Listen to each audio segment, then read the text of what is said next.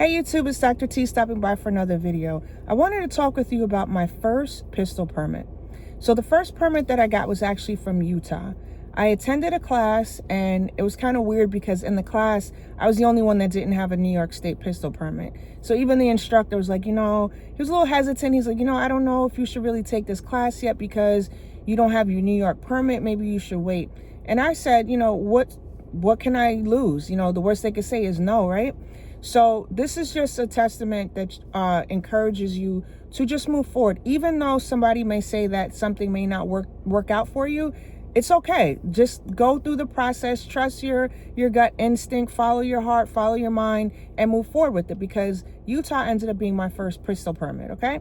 So I attended the class. It was like about 4 to 8 hours, or maybe 6 hours, I don't remember. But it was around holiday time, around Christmas time. And my permit came shortly after the New Year. At least that's how I remember it. It wasn't that long. I know online it says maybe 60 days for the permit to come. I don't remember waiting that long, but it's possible that it could have been a 60-day wait. Nonetheless, I followed up with them. They were like, oh, your permit's been mailed out already. So I was so happy. So the reason why I'm sharing this with you is, do not be discouraged. If you are applying for a New York State pistol permit and you're realizing that maybe there's a possibility that you may be denied, if you are denied and you decide to appeal the decision, if you go for your Utah permit and you get it, you can then show them, look, I'm not sure what's going on with the people who are making a decision in New York, but clearly another state feels that I'm responsible enough to carry a firearm and I'm approved. So for me, that's the main reason why I wanted to do it, because in the event that New York denied me, again, it took almost 2 years, and I was kind of a little worried because I'm like, why is it taking so long? I couldn't get an answer.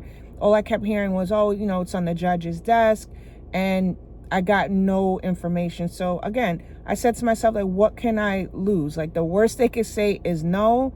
I'm out of the money that it took to do the fingerprints and, the background check, but, that'll come back to me. So I'm excited to say that was my first license. My non-resident Utah permit was my first concealed carry permit license, and that just opened up the door for other things.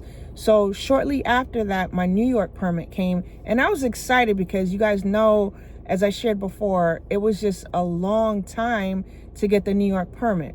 So I just want to encourage you, if you are pursuing the New York permit, consider Utah. Or if you guys are in another state, consider Utah.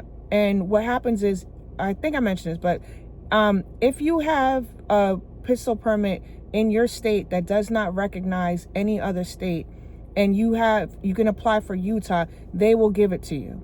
Now, if you have reciprocity with Utah, you must first get that permit in your state before you can apply for Utah. So again, I just want to encourage you, please get your non-resident carries.